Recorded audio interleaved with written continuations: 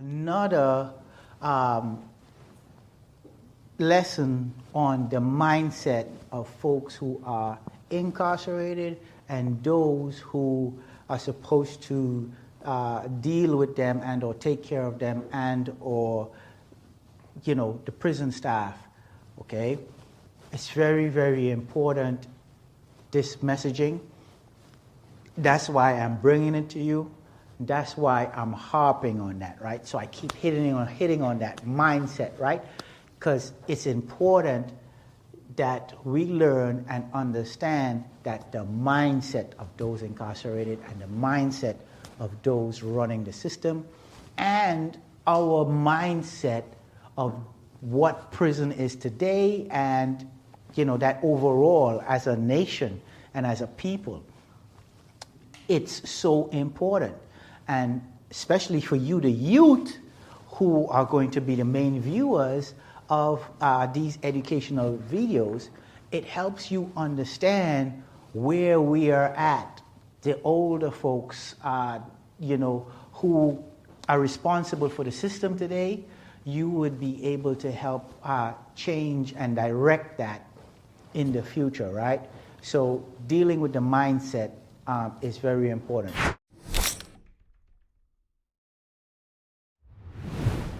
Let me get into this next example of mindset and why it's important, okay? So I'm going to give you another example. Now, this story is, again, happened at Beaumont Low. I was in Beaumont, Texas with my my mentor. My mentor was with me at Beaumont Low, and he was responsible or is responsible for all the things that I know, the majority of things that I know when it comes to how to do remedies, the basic on how to do remedies, legal stuff, legal argument. I could do a motion or two. I have what it takes to do that, and to make really good arguments, by the way. But it's not just, I just don't practice it. But he's responsible for that. He's also responsible for me knowing that I needed to pay attention to the mindset of those who are incarcerated and the mindset of those who run the system. He's who helped me focus in on that, and then I learned it, and I learned it real well, and that's how I learned to navigate the system, right? So he's very, very instrumental in me getting there. And so this story of that I'm telling you is him at work at his best, right? Him at work at his best, fighting for an incarcerated person and challenging not just prison staff, but also prosecutors and a judge on that person's behalf and coming out with great results, right? Okay, so I was at Beaumont Low one day, moving around, doing my normal thing, and my mentor, Mr. Opala, Gary Opala, he sent for me, and he said, "Hey, David, come, we've got something major to work on. I need your help." And I was like, what you got, Okay, you got something major to work on? He was all excited, and so I got excited too. I was excited for him, right? I was like, okay, let's go to work. And so Mr. Opala started explaining to me that there was this guy, Spanish guy, again, who was at, if I can remember correctly, he was at Fort Dix in New Jersey, Fort Dix prison in New Jersey, and he had I don't know if he had a run-in with another group of Hispanics who were supposedly gang members, or whether they just tried to recruit him and he refused. I don't know necessarily, can't remember what the details are on that, but that is not as important as the fact that whatever it was that caused a rift between him and the other Spanish guys or gang or group, right, at the time at that prison, they did not like him, and they didn't want him at that prison any longer. So they basically said to him, look, listen, you need to do whatever you got to do to get away from this prison, or otherwise, we're going to hurt you, and we're going to hurt you bad.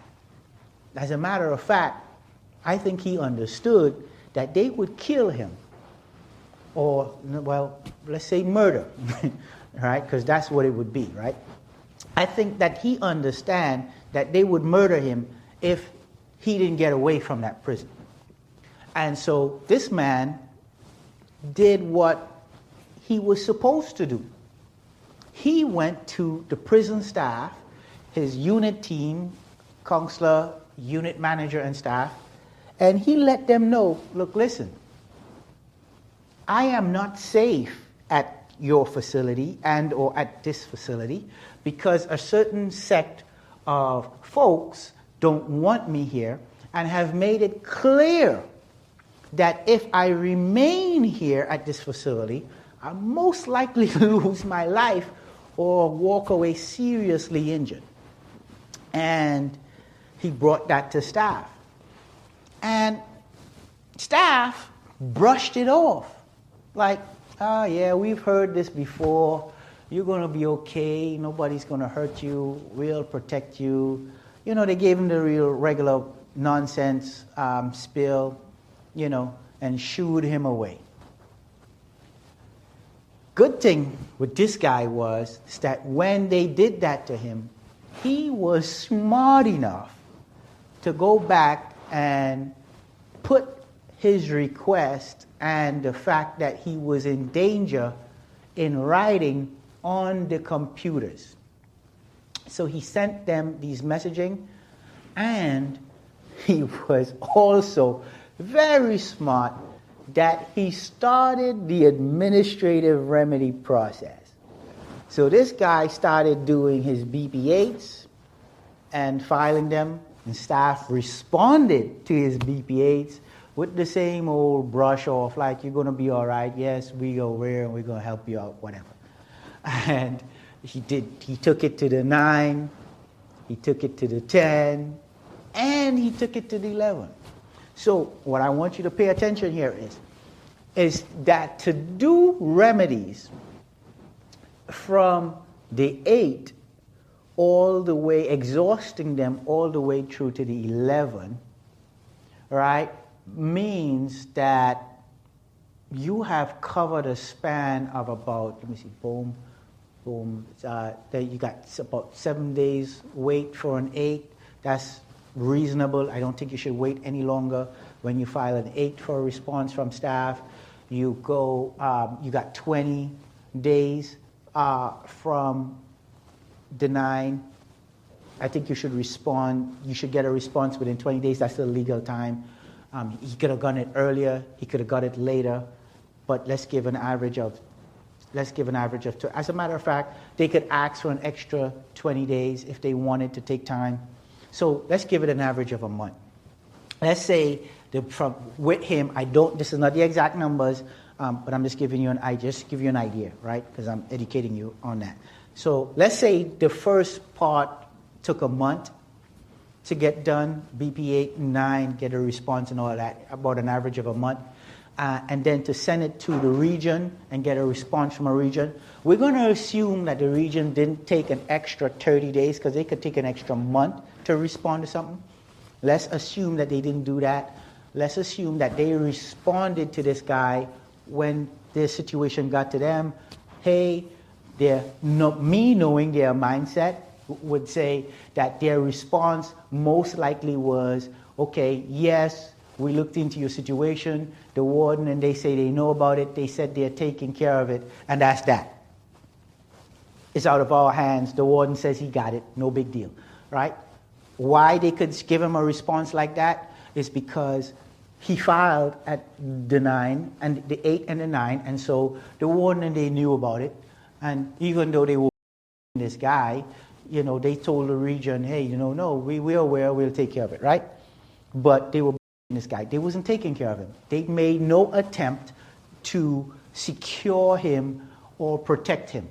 I'm well aware that the BP11 and or the central office, when you send them remedies, that BP11 remedy, they usually don't respond to a remedy within the 30 days and or within, if they ask for extra time, the 60 days. So they automatically ask for that extra time off the rip, right? They want that time automatically. Because the central office gets remedies from all over the country, and they are always overwhelmed.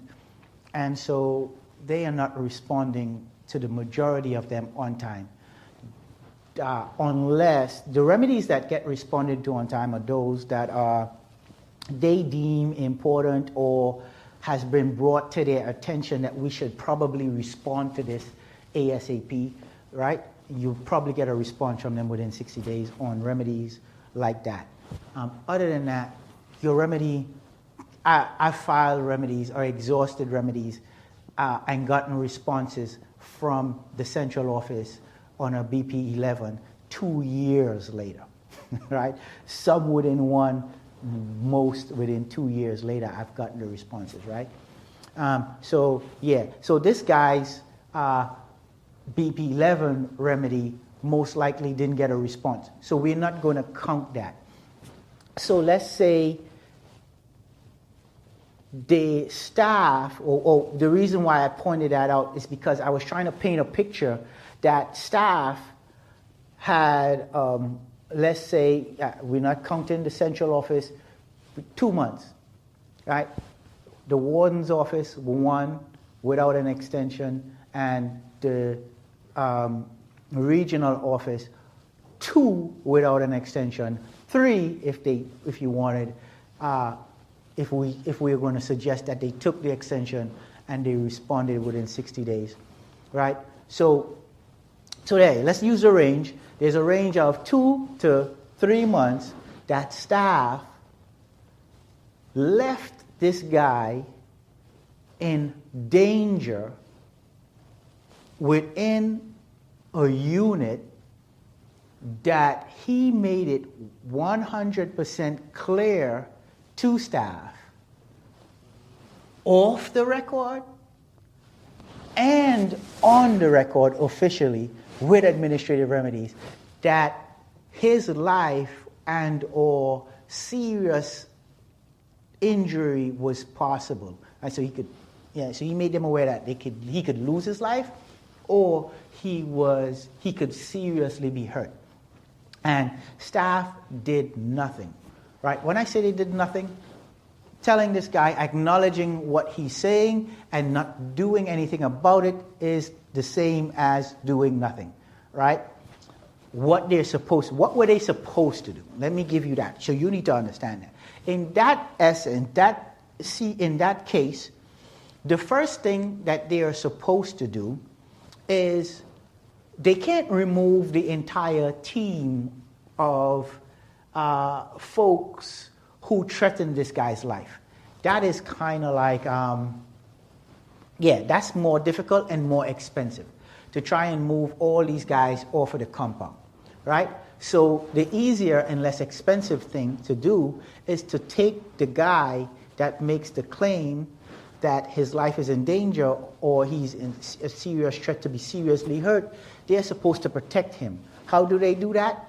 Well, their normal practice is to take that person and place them in special housing where they would be protected.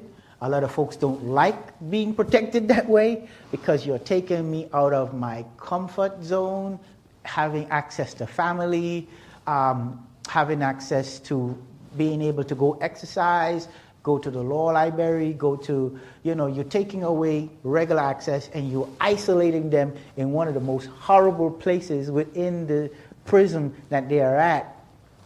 under the guise or rules of protection, which here you are, but you're also punishing me. So you're protecting and punishing me at the same time when they take you and put you in the shoe. But folks like him would have rather been punished by them by being in that horrible place than what actually happened to him, which I will get to, right?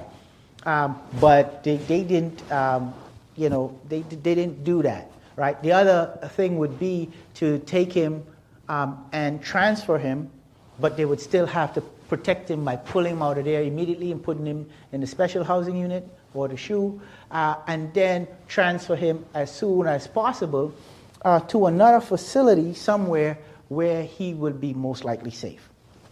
That's what they're supposed to do. But instead of that, they ignored this guy's claims. They acknowledged that he had an issue, and by responding to his remedies, and then just brushed him off. And unfortunately, that resulted in this guy almost being crippled from his neck down, right? And or losing his life. What am I talking about? This guy was, because staff ignored his claims and didn't take him seriously with the claim of his life being in danger, the folks who threatened this man's life caught up to him or caught up with him, and they caught him on the top tier in the prison, right? Up on the second level. They caught up to him up there, and they held him and threw him off that top tier down the stairway to the bottom, right? So guys hold him, they held him, right? This group of other prisoners held him, and they threw him off those stairs, down the stairs, off the top, down the stairs to the bottom. And, on the way down, he tumbled or whatever. This guy, he broke his neck. So why at Beaumont, this is the story my mentor is telling me and the case we're going to work on. And then the guy shows up. And because he got there and he immediately went looking for someone to help him because he understood that he had a serious case, he had an issue. He understood that. And so I'm talking about days after he got at the prison, he's running around asking people, well, who is the best? Who is the person that if I work with them, I would most likely get compensated for my injuries? And most people on the compound knew that my mentor, Gary Opala, was that guy, right? If you wanted to win your case, they pointed you to Gary Opala, right? If you wanted to, push back against the system and or staff and or get your issue resolved, they'll point you to me, right? So he wasn't having issues at Beaumont, not yet, right? So there was no need to send him to me. He needed something to go to court. He needed to get paid for what happened to him, so they sent him to Opala. So days after he got there, he finds Opala. He tells Opala what happened to him. I eventually met this guy, and there was clearly the fact that he was injured and or had a broken neck, right? Because this guy showed up to sit down with Opala and me to tell his story so that we can now document it, write it out, right, for the case, for the court, right? And he showed up and he had this brace. He had, this neck brace for points, and it was thing, and it held his neck straight. He couldn't turn his head and or turn his neck, right, using this thing, right? And so he had to turn his whole body. He couldn't move his head. It was protecting his neck. Clearly, his neck was broken, right? And so what needed to happen was we needed to document his story from the beginning and put it into defiling the motion for his case. But my Opala, my mentor, he knew that this guy's case was so serious, and he understood the mindset of these folks, that even though they knew they dropped the ball on protecting this guy, that he should work or put together his motion in a certain way, because he knew they were going to deny it and or try to lie or wiggle themselves out of that. I had no idea. At this time, I didn't know it was that serious with these folks, right, who are in the prison system, right? Again, not all of them are bad, but come on. I get away with saying the majority of them hate the folks that they take care of because, they just don't like to do the right thing for you at all.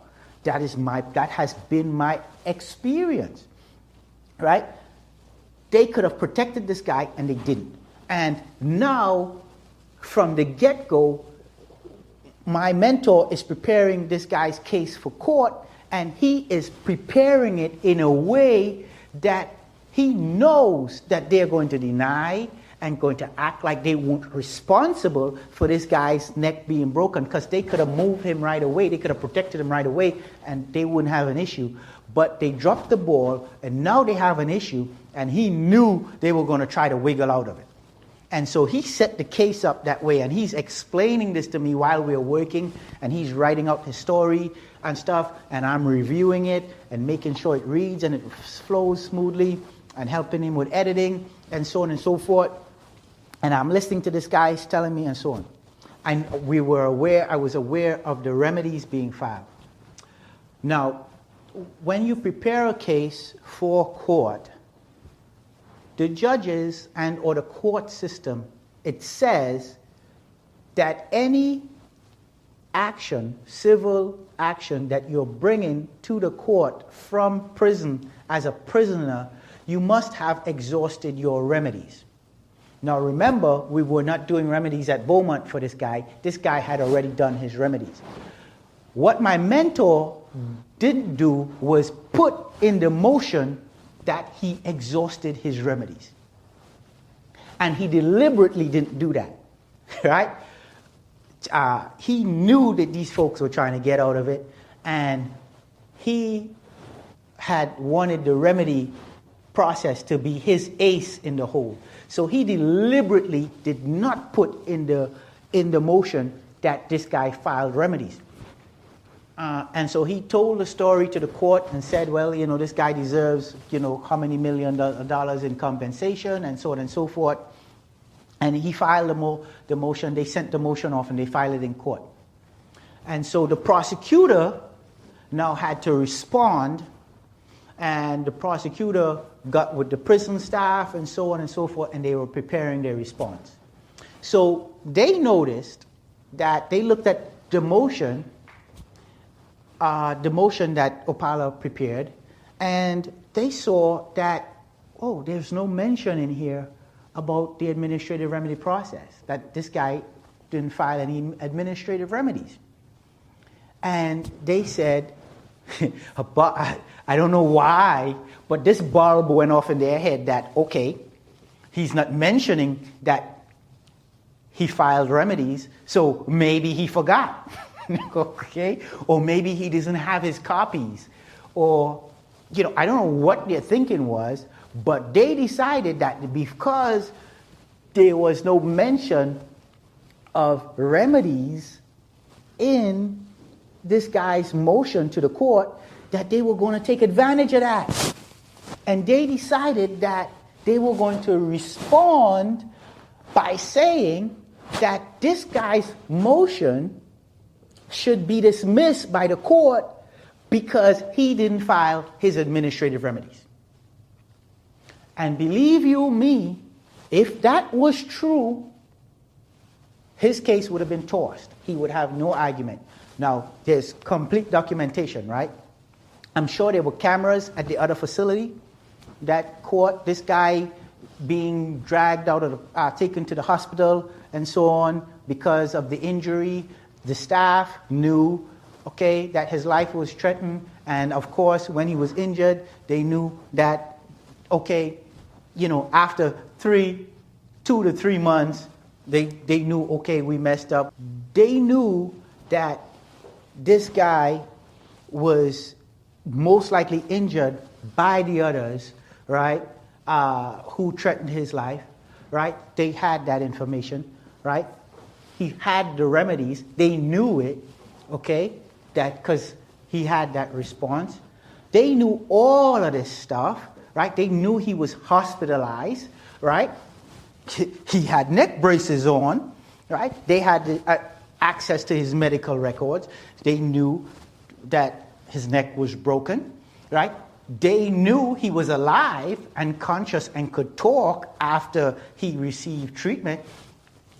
He gave statements. They knew that he said that the folks I've been telling you about for the longest while that said they were going to kill me and or make sure I'm crippled or something, he told them.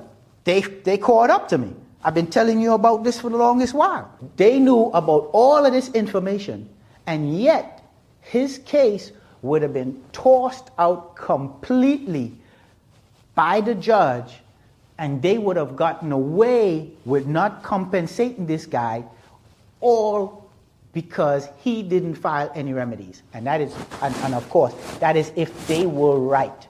If it was true that he didn't do any remedies, his case would have been tossed.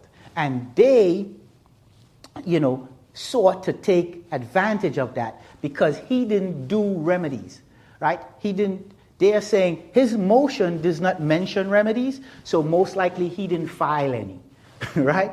And they were taking advantage of that. So the prosecutor responded to the court in saying that this case should be tossed and this guy doesn't deserve any compensation for what happened to him because he didn't file any remedies. He didn't make his process legitimate. Oh, but that was a mistake because, Opala was setting them up. Opala knew that that's what they were going to do, right? Opala knew that's how they behave. The mindset. He knew the mindset of the folks who were running the system. And, we're not just dealing with the prison folks here now. Now you have prosecutors, right, who were defending the prison, right? Because the prosecutors, the regular prosecutors in the states and of the feds are the lawyers for the prison system. So when you raise an issue, they have to deal with that, right? And so they were well aware that was the issue, okay? And so we got a situation here now where they're saying that this guy didn't file any remedies, and they offered some evidence to prove he didn't file any remedies. Now, what is the evidence they offered? They determined that, or they had the warden's secretary or the administrative remedy coordinator for the warden sign a statement, a sworn signed statement, that person went through the century and or prison records of the prison in New Jersey, and they couldn't find anywhere where this guy filed his administrative remedies. It's like, so you had the warden's secretary, a person who is usually not seen in the prison, signing a sworn statement saying that they went through the sentry system and at the prison, and they had no record, or they couldn't find any record, or they knew for a fact that this guy didn't file any remedies. Okay? And the prosecutor submitted that to the court and to the judge saying, hey, this guy's case needs to be thrown away because he didn't file any remedies. That's the law. So we're sorry what happened to him, but it had nothing to do with us. You need to toss this case. He don't deserve any compensation for them not protecting him. They did that even though they knew all of it was a lie and that this guy was going through what he was going through because the prison dropped the ball and they didn't protect him. They were protecting one another. The mindset. What is the mindset? Us against them. Prison staff and or the justice system against those who are incarcerated, or the slaves, or the inmates, as they like to call you, right? Right, which is to me, is another fancy way of saying slaves, right? That's the mindset, and they have to win at any cost, right?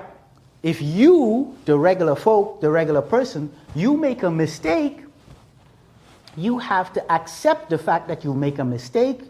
You have to apologize, and then you have to take responsibility for your mistake and do what you can to rectify it.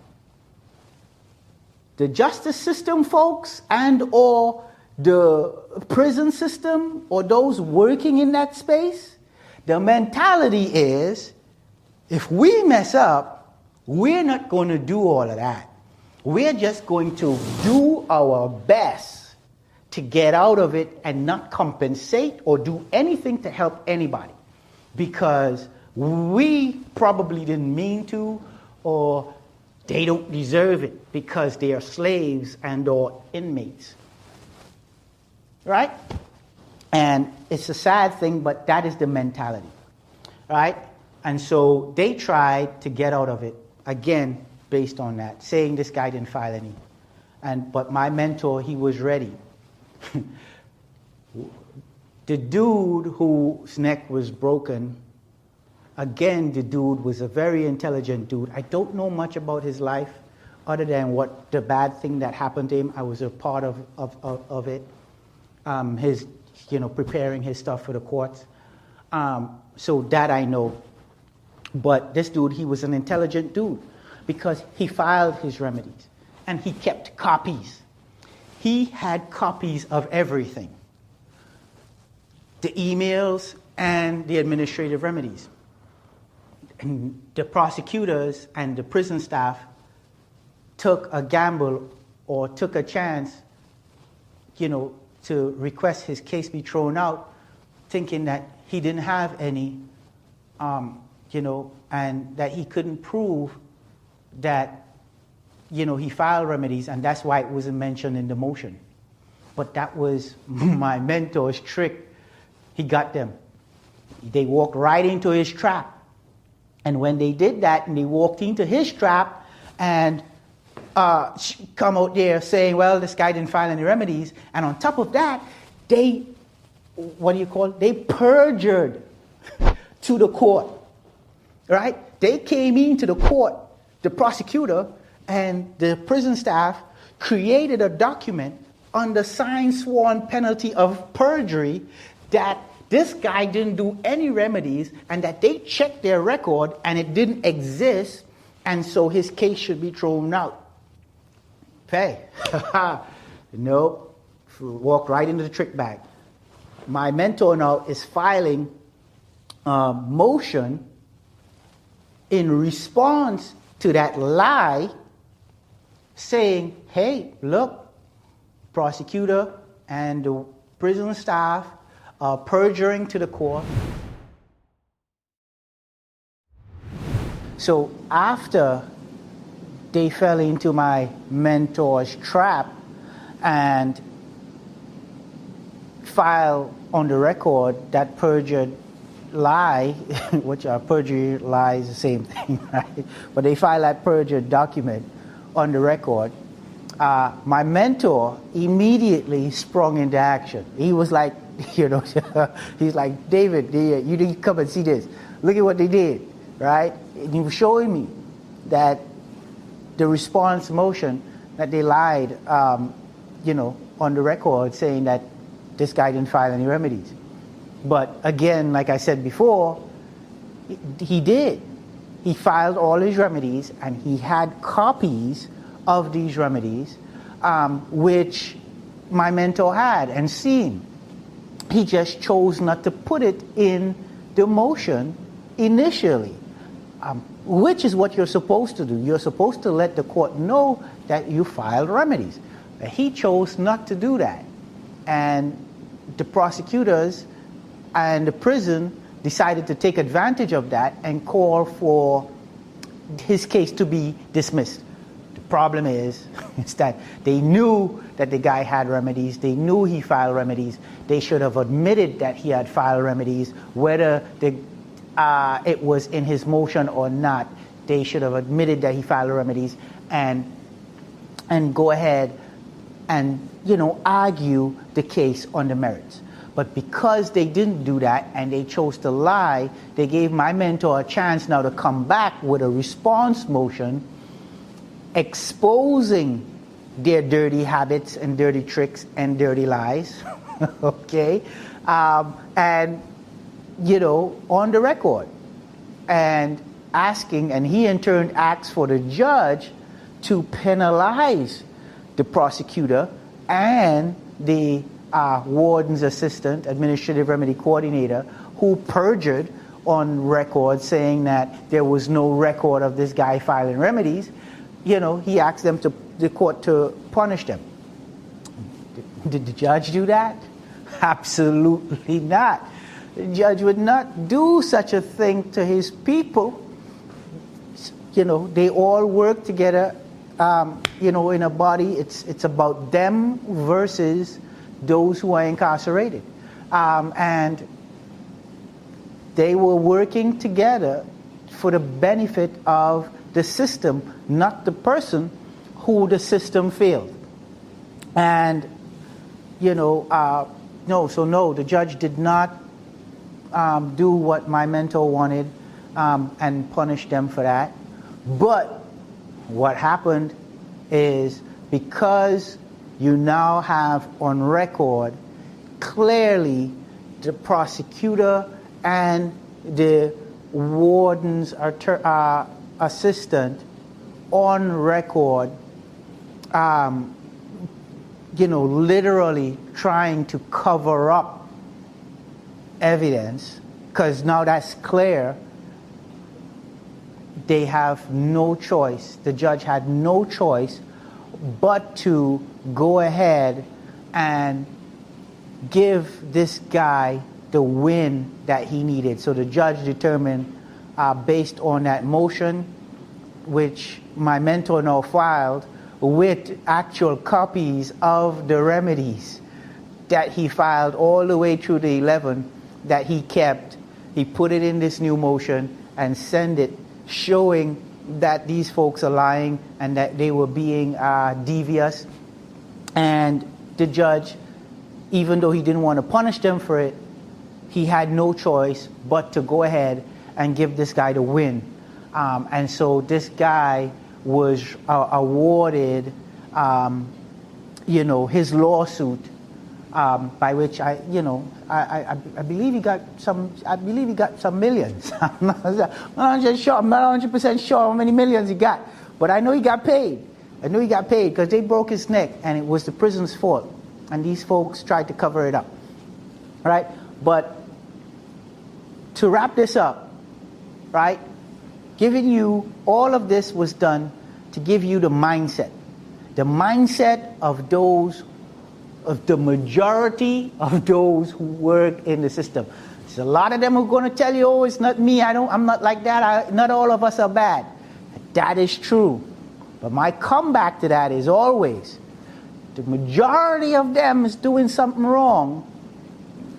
The few that claim that they don't do it and are supposed to be good know about it. You know, well, how come we don't hear? Well, I know why. It's because one aim, one goal, one mission. That's their team, right? That's the team of the prison system. That's their, you know, and yeah. So that's why you don't get that. But I wanted you to understand that it's a mindset. It's a way of operating. It's a way of thinking that needs to change. And the whole goal here, an idea in putting this in the training, is so that when you see complaints from folks who are incarcerated asking you to do remedies on their behalf, that you go into their remedies with an open mind. I'm not telling you that the majority of them are telling the truth 100% of the time. The truth is, a lot of folks who are incarcerated lie in their remedies and take advantage of the system. That's a truth. But we are not here to determine whether they're lying or whether they deserve to file a remedy or anything like that. The law says that they are allowed to file administrative remedies pertaining to raise any issue once they raise it in accordance with the policy. And that is why we help folks at the Remedy Project do administrative remedies, because it is their right to file and raise these issues, and that's what we're here for. That's why I'm giving you this training, so that you come into this with the right mindset, with the right understanding, knowing that everyone involved is human beings, and they all lie, cheat, and steal whenever they can to get an advantage, to get a win. The problem with that is, at the end of the day, is that these folks who are supposed to be professionals, supposed to be the ones who do right and do no wrong, are doing just as much wrong and hurt and harm to our communities than those, just like those they are said to have in their possession to be holding for their wrongdoing. So I'm going to close this video out with that. Thanks for watching, and see you in the other takes. Later.